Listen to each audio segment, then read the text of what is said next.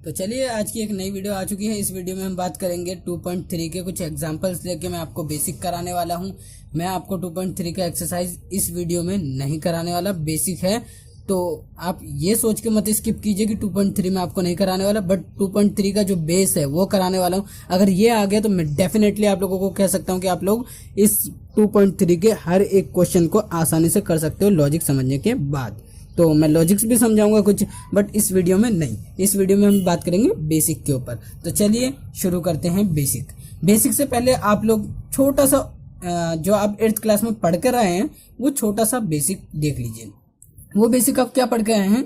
आपने basically 8th class में पढ़ा होगा ये कि अगर मैं m इंटू एन करता हूँ, m इंटू एन करता हूँ तो क्या होगा दोस्तों, पता है किसी को? अगर वेरिएबल टर्म अलग अलग होती हैं तो पावर्स ऐड नहीं हो पाती। पावर्स अगर कॉमन हो तो वेरिएबल टर्म की मल्टीप्लाई कर दो और पावर को कॉमन रख दो। तो आप ये भी कर सकते हो। एक ये पढ़ के आए हो आप, तो ओके, हमें इस चीज के ऊपर बात नहीं करना। तो आगे बात करते हैं, जो चीज मेन है उसके ऊपर बात करते हैं। अब हमें बात करनी है इसके ऊपर, जो वो करनी है पावर्स ऐड। मैं करता हूँ m इंटू एम और पावर 2 ले लेता हूँ थोड़ी देर के लिए।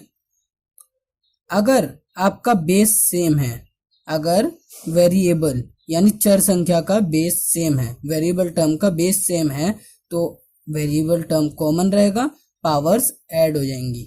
तो 2 प्लस 2 कितना हो जाएगा? 2 प्लस 2। अगर इसे हम कर देंगे तो m की पावर 4। तो इसी टाइप से हमें आगे भी करना है। मैं आपको x के फॉर्म में दिखा देता हूँ, क्योंकि इस पूरे चैप्टर में हमारा x के ऊपर बात चलेगी। तो चलिए करते हैं। जैसे मान लीजिए डिवीजन में हम जो यूज करेंगे, आपको दिया है एक्स स्क्वायर, ठीक है दोस्तों। अब एक्स स्क्वायर की मैं किससे मल्टीप्लाई करूं, एक्स स्क्वायर की मैं किससे मल्टीप्लाई करूं, इस टाइप का क्वेश्चन। इसी से आपका बेसिक क्लियर होगा। अगर आपको ये आता है तो ही आप आगे बढ़ पाएंगे। एक्स स्क्वायर की मैं किससे मल्टीप्लाई करूं कि एक्स की पावर 4 आ जाए, या 6 ले लूं, ओनली 4 ही रहने दो, 4 से ही आप समझ जाएंगे।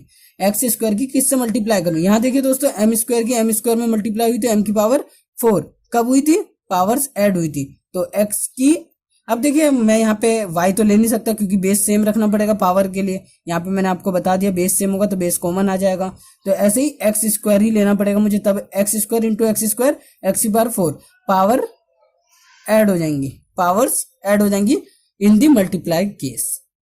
मल्टीप्लाई केस में ये आपकी पावर्स ऐड हो जाएंगी जब वेरिएबल टर्म सेम हो, बेस सेम हो वेरिएबल टर्म का।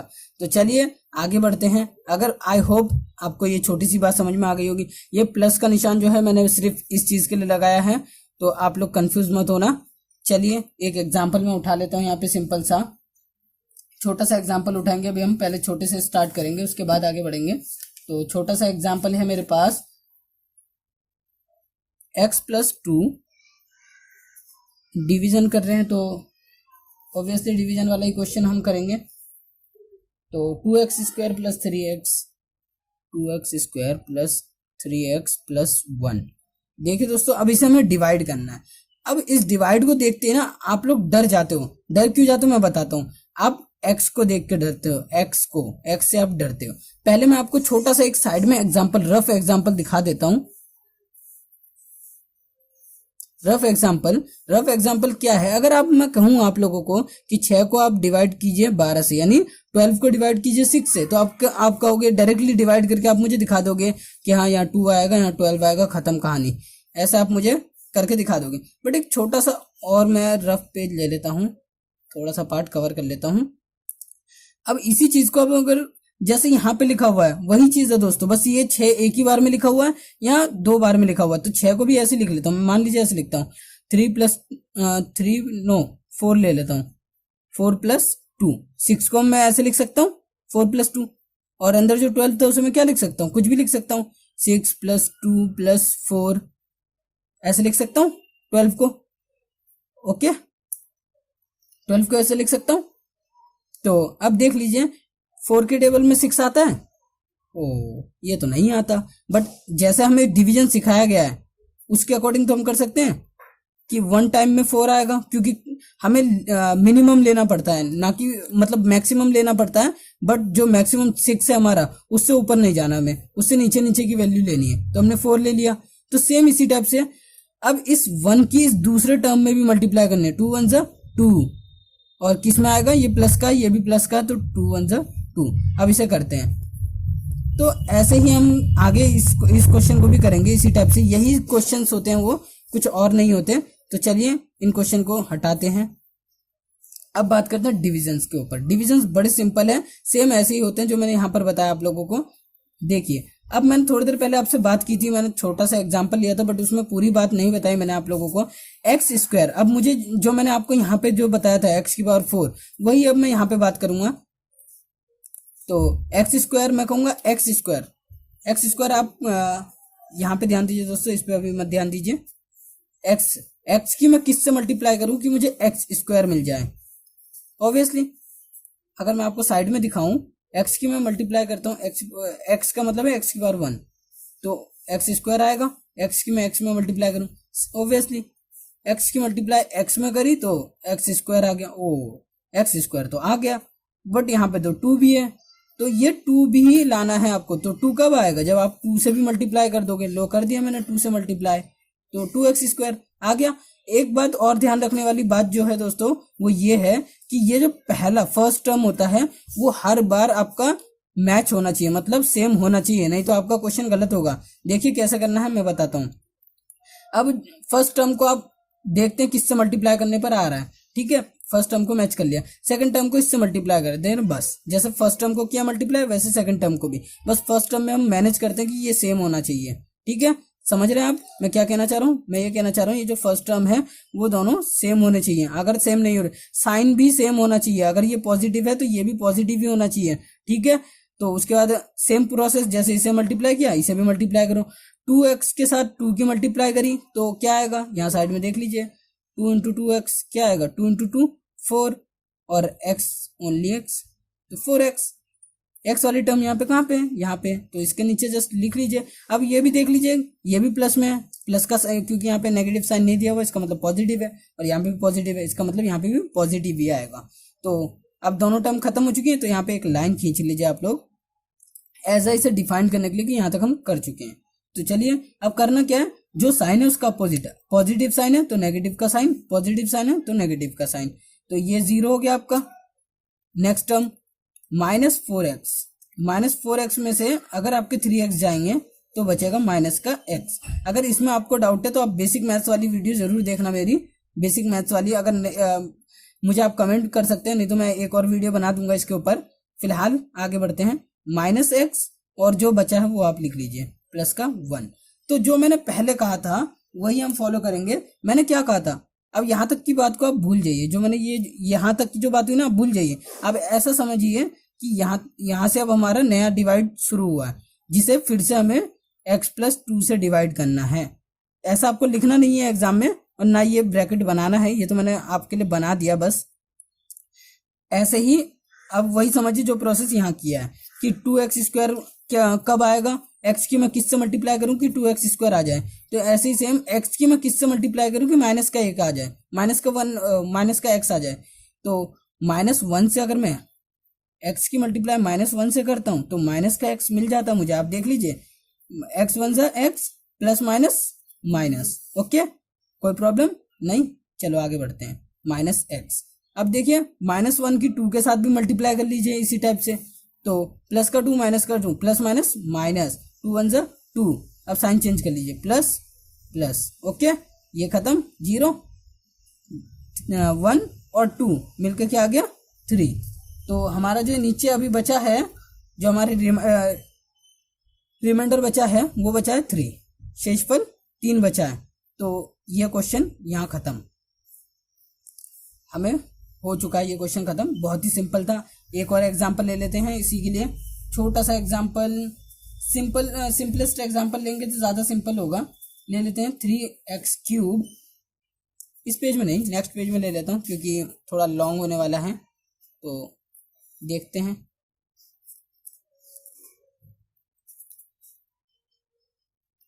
x² + 2x plus 1। हमें किसे डिवाइड करना है इस बार? क्यूब वाली टर्म को, थोड़ी बड़ी टर्म को डिवाइड कर रहे हैं इस बार। 3x cube plus x square plus 2x plus 5।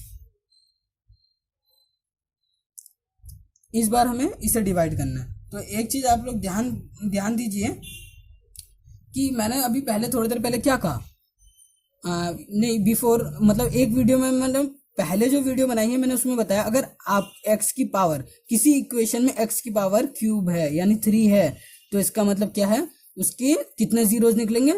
3 zeros, 3 शून्य निकलेंगे। अगर x की पावर 2 है इसका मतलब 2 जीरोज निकलेंगे, मतलब 2 शून्य निकलेंगे। तो फिलहाल तो अभी हमें यहाँ पे शून्य निकालना नहीं है, अभी हमें बात करनी है डिवीजन के ऊपर।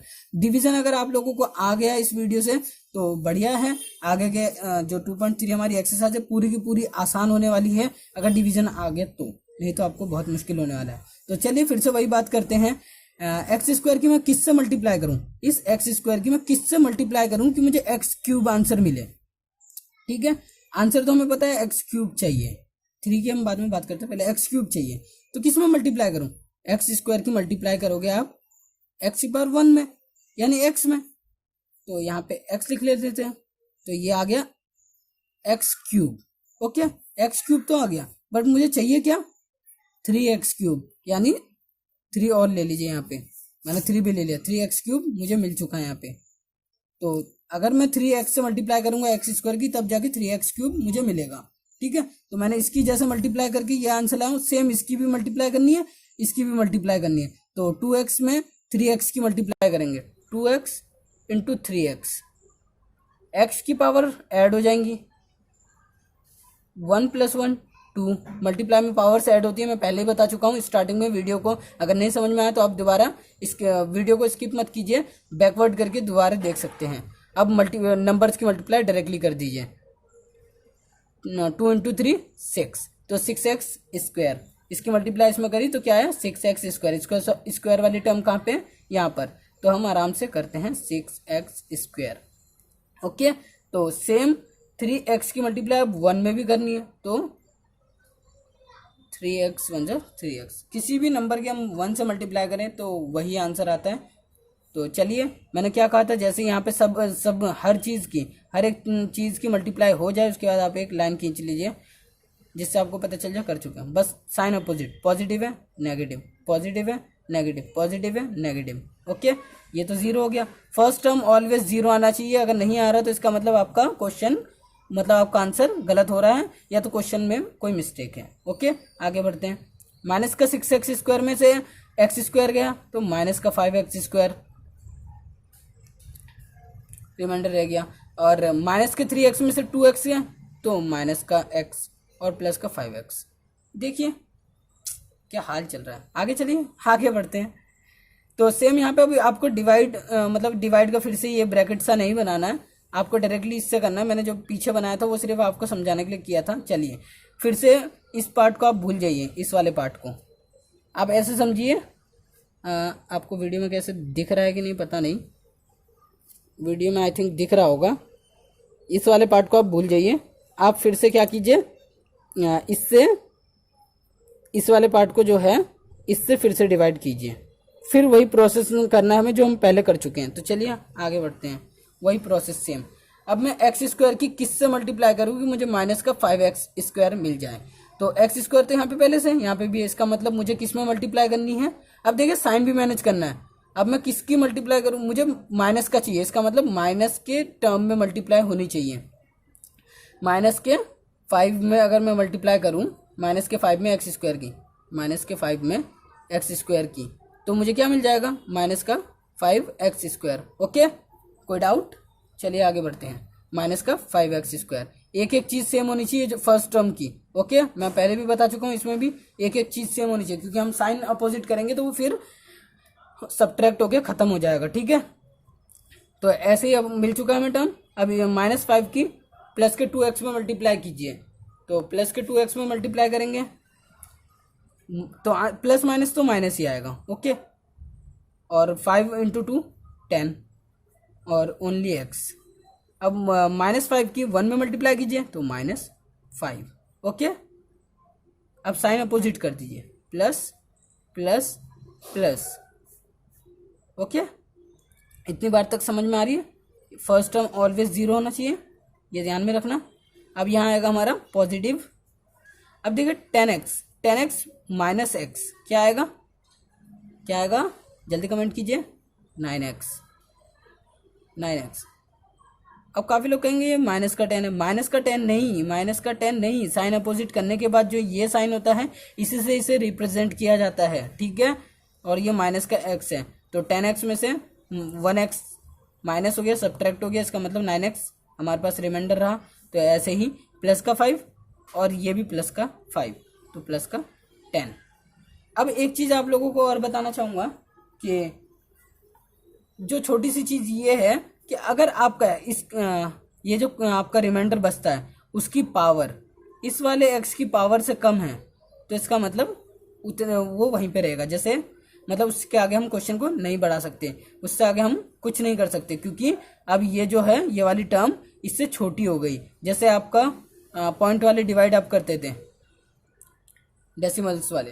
तो चलिए आज की वीडियो में इतना ही, मिलते हैं नेक्स्ट वीडियो में। नेक्स्ट वीडियो में मैं लाने वाला हूँ 2.3 का first question, part by part लाऊंगा, क्योंकि वीडियो ज़्यादा बड़ी बन जाए तो अपलोड करने में मुश्किल होती है। तो चलिए आज की वीडियो में बस इतना ही। अगर आप लोगों को समझ में, आई होप आप लोगों को समझ में आया जो मैंने समझाया, ये बहुत ही इंपॉर्टेंट 2.3 को करने के लिए। तो पहले आप इस वीडियो को अच्छे से इस वीडियो के एक एक क्वेश्चन को आप समझ लीजिए। मैंने सिर्फ 2 एग्जाम्पल लिए हैं। ओके, मिलते हैं नेक्स्ट वीडियो में, टाटा।